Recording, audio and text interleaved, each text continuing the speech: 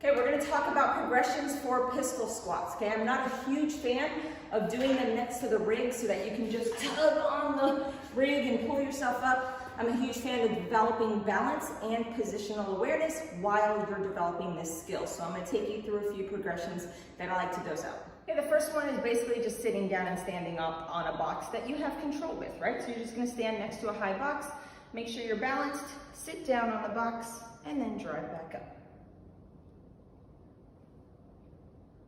You would then progress to just a lower box. Make sure that you stay within a range that you have control of and that you're not flopping around all over the place, okay? So stand up nice and tall, shoulders back, abs tight, sit down to a lower box, and then try to keep this foot up off the ground as you then drive back up. If you do have a really hard time coming up from just such a low height, you can use a little bit of that front foot, like a little kickstand, to get you through that troublesome range, but with the intention of not using that in the future. You can then progress to doing them off of a high box. This will allow you to get into a deeper range without needing too much flexibility in that hamstring of the opposite leg. So you start on top of a box, use a counterbalance to help you get into a little deeper range with more control.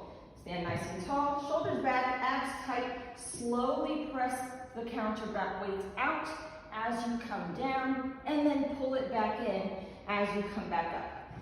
This weight does not make it harder, it actually makes it easier. So pick a light weight, this is only 10 pounds, and use it slowly as you come down and come back up.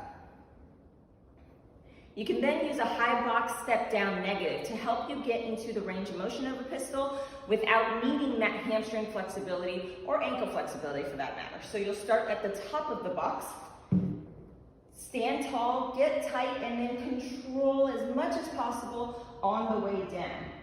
Once you get to that sticky part, which is down to about pistol height, that's when you gotta really make sure that you don't just plummet down to the ground. So you don't wanna be like, control, control, control, fall, because then you're not controlling it in the range of motion that you need in order to develop strength for the pistol. Come down really, really, really slow, and then force yourself to stay slow at the bottom of that ramp. Okay, we're then gonna lose the counterbalance, and we're gonna start going through that range on top of the box, forcing ourselves to push out of that bottom position. Start tight, abs tight.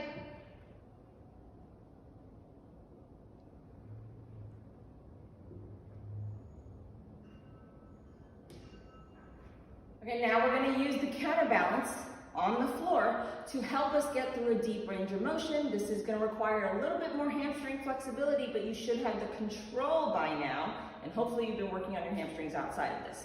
All right, so standing up nice and tall, same as we did on the box. You're going to reach this forward as you sit down, and then pull it back in as you pull back up. Okay, again, the counterbalance is not to make it more difficult, it is to make it easier for you to control that bottom position.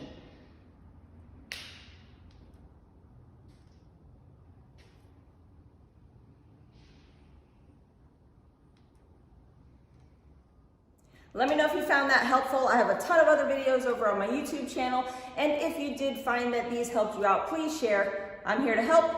If you have any questions or want me to review your videos, shoot them over in the DMs. I'm here to make sure you do it right.